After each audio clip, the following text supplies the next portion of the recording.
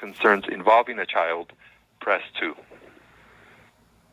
Please be advised any person who knowingly and willingly makes a false report may be in violation of Penal Code Section 11172A and may be liable for any damages caused.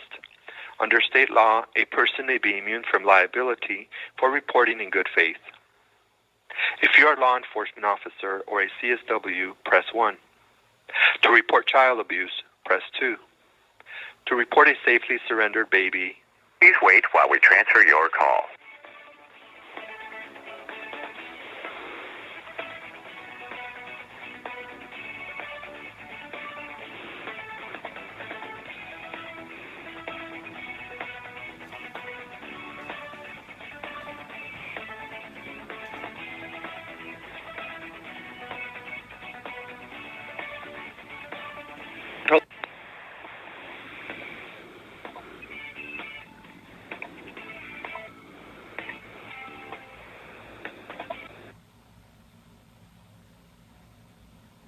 All our agents are currently on another call.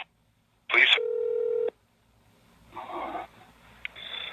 Hi, this is Ken Devington. How can I help you?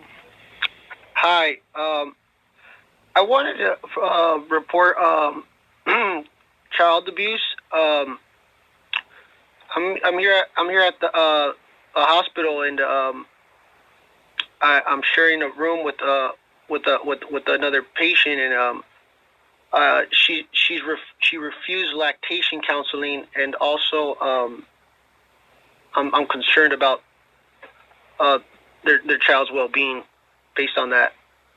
Yeah, that's not something that we would be able to investigate someone for. That doesn't fall within the scope of child abuse. The fact that a parent's not getting lactation counseling. Oh, you know what? Do you mind if I'm going to mention this to you? I want to just have quality service. Is it okay if I record this conversation? I just want to get some information. And you said lactation counseling refusal does not fall within your scope of a child abuse and neglect act. Yeah, lactation counseling has nothing to do with child abuse or neglect. Okay. And then another question.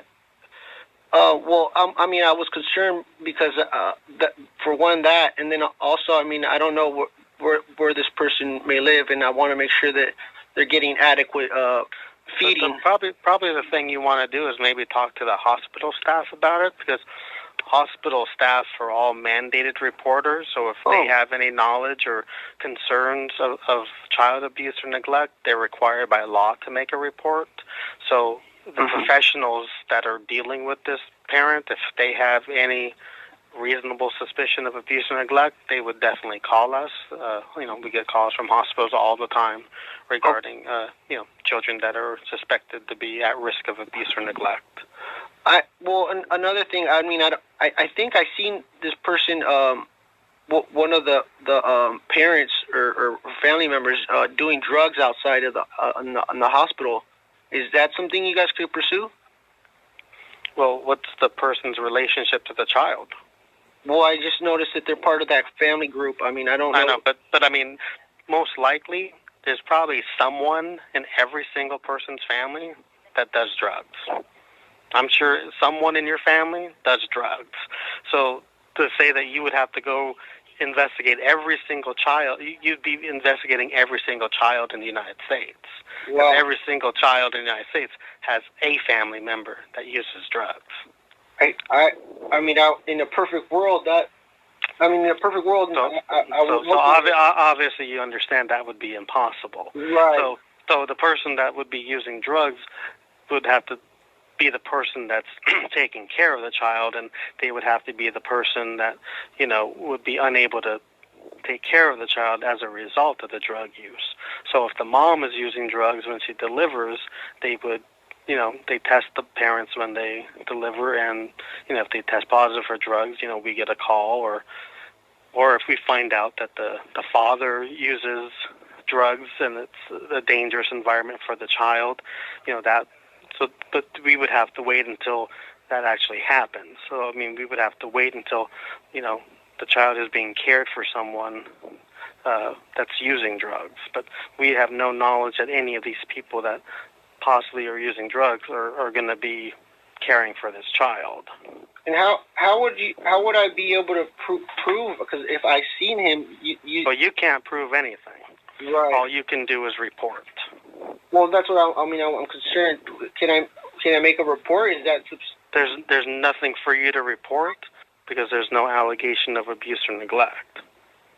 So even if I saw him outside of the hospital smoking something, that's not. Yeah, you have no idea what that person is smoking, and if someone is smoking drugs out in public, I mean, that's probably something that the hospital needs to be notified about, so they can call law enforcement, and they can go out there and see if he's smoking something. If it's marijuana, well, marijuana is legal, so that would be okay now. I thought. Do social workers have more authority, or law enforcement? Law enforcement investigates crimes. So if someone is doing some type of criminal act, which if they're using drugs that are illegal outside, that would be a police department issue. Mm-hmm. That wouldn't be a child abuse issue. I mean, I'm just concerned about this person, this child. How could we pursue? Like I said, what you probably want to do is talk to the hospital staff about your concerns. If they have the same type of concerns as you do, like I said, they'd be required by law to make a report to us.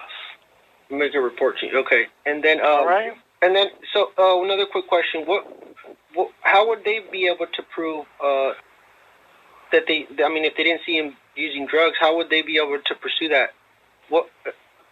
Well, like I said, it doesn't matter if you see someone outside using drugs, that has nothing to do with Child Protective Services. Nada, zero, zilch, nothing. All right. No, just another question. My daughter, my newborn daughter was removed from my household February 21st by Adrian Hawkins, supervising child social worker out of West Los Angeles.